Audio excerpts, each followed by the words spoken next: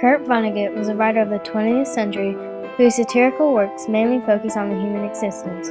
His writings influenced Americans to focus and look towards the future and see how the decisions we make can affect society. He wrote during the Cold War era, thus the themes in his novels are based around education, technology, and the war. The bombing of Dresden influenced and shaped Vonnegut's thinking regarding war and technology, which is apparent in his novel, Slaughterhouse-Five. He served as a prisoner of war during World War II, and it was during this time he was caught in the bombing of Dresden and miraculously survived.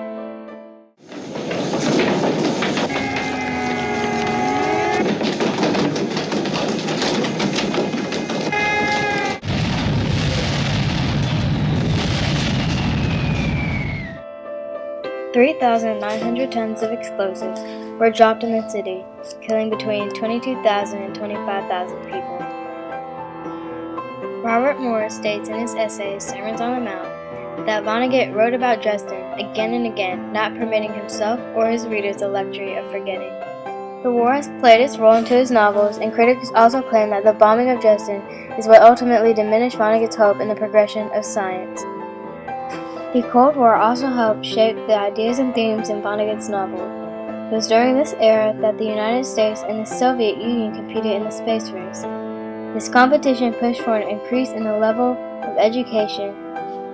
Vonnegut integrated his views regarding the influx of education into his novel Player Piano. In this novel, the more studious were set apart and placed into an advanced group, while the lesser were not.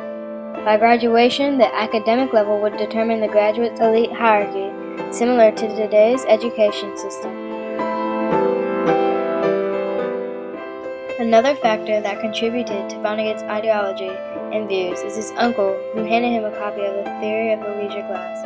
This established many of the socialist views in a way that Vonnegut craved for social equality. Like Twain, he used humor to portray this, and he also quotes Eugene Debs, declaring, "As long as there is a lower class, I'm in it. As long as there is a criminal element, I am of it. And as long as there is a soul in prison, I am not free."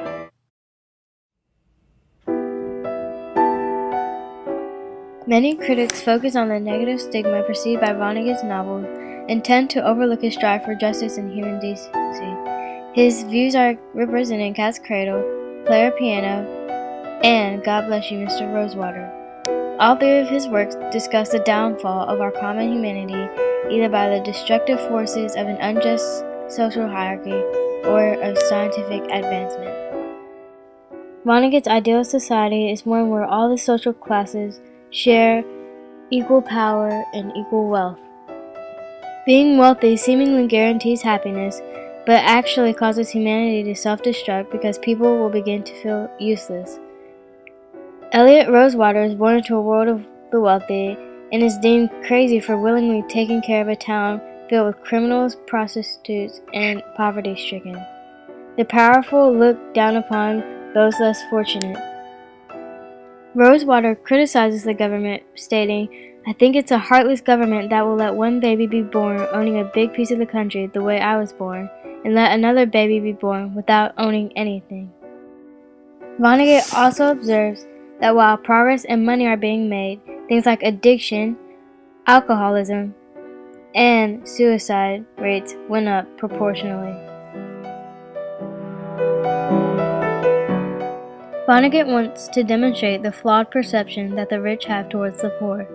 They merely view the poor as lazy men refusing to find work. This huge social gap can only be mended by one thing, which Vonnegut lists as kindness towards everyone. Another issue that's observed in Vonnegut's novels is one regarding technology and its effect on the human race. Ice-9 was a product created by the scientists in Cat's Cradle, and it ended up destroying the entire island of people and the entire population. This goes to show the harmful effects that can derive when scientists don't focus on the consequences of creating new products. Scientists are unconcerned with humanity's survival and lack a moral conscience to care for others. Their disinterest is a danger to society, which Vonnegut illustrates in Player Piano, where machines rapidly take over the majority of jobs, and those who are now jobless are left with an overbearing feeling of depression and hopelessness. Overall, Vonnegut wants us to see that in order for America to be successful, there should be a fair balance between both classes, and technology should be kept at a minimum. Vonnegut portrays technology as being the stumbling block to humanity. However, there is a deeper message which shows that humans are naturally unsatisfied with their possessions. Vonnegut scholar Leonard Mustafa quotes, "Ultimately, technology and the political oppression and social inequities that result from it are not the point of player piano at all." Instead, Vonnegut uses Paul Proteus, a wealthy engineer who quits his job to discover a better life, to prove the unsatisfied nature of humans. In the end of the novel, Paul leads a rebellion to overtake the machines, but fails and is arrested.